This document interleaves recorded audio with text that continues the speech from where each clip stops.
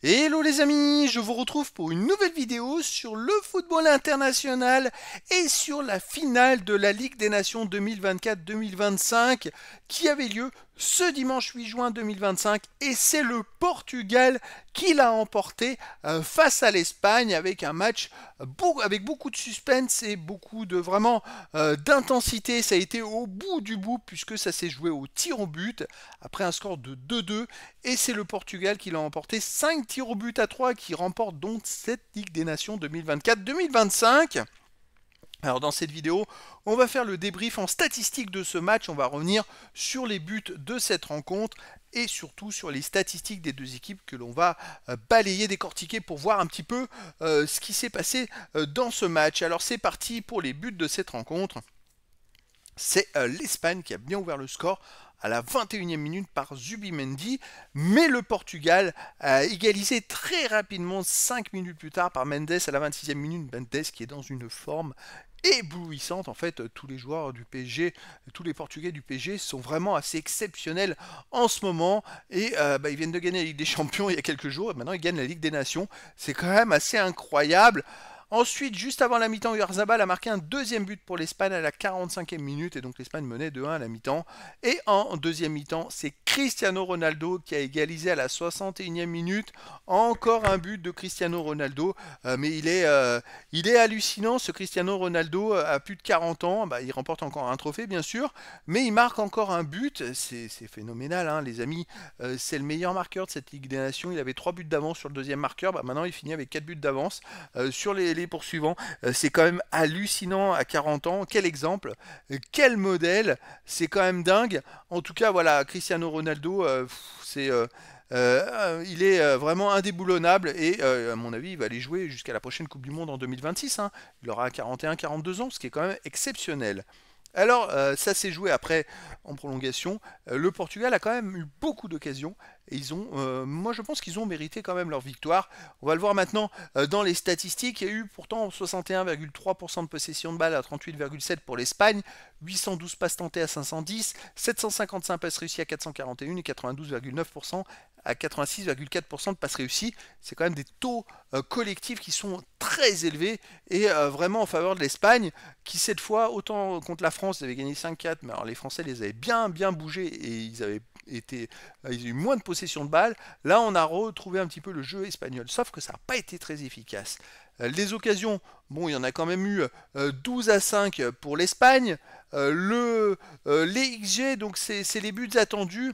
Les amis, les buts attendus, c'est, je dirais, la proportion que les équipes, alors c'est des statistiques, hein, c'est-à-dire que les équipes ont un pourcentage de marqués selon telle position, et donc on additionne ces pourcentages-là comparé au but. Et les XG pour le Portugal, il y en a 1,02 alors qu'ils ont mis 2 buts. Et pour l'Espagne, c'est 2,06 en 2 buts.